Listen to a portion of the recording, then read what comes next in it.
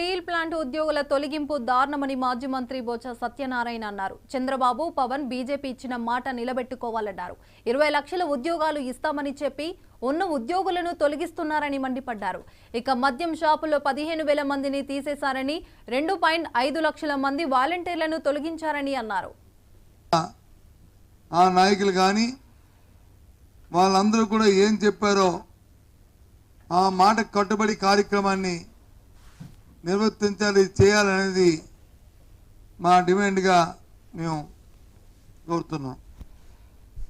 అంతేకాదు వాళ్ళ ఎన్నికల్లో చెప్పారు, మాకు కానీ ఓటిస్తే మా కూటమిని గెలిపిస్తే 20 లక్షల ఉద్యోగాలు ఇస్తా అన్నారు. మొన్నటి రోజున కూడా చెప్పారు, 20 లక్షల ఉద్యోగాలు ఇస్తారో చేస్తారో పోతారో తెలియదు, కానీ దయచేసి ఉన్నవాళ్ళని మాత్రం ఉద్యోగాలను తొలగించొద్దన్నారు.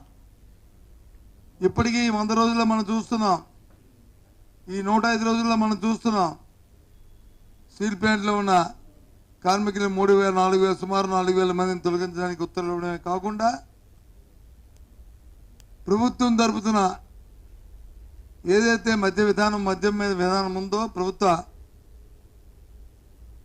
షాపులుగా పెట్టి అందులో పనిచేస్తున్న సుమారు 15,000 మందిని ఒక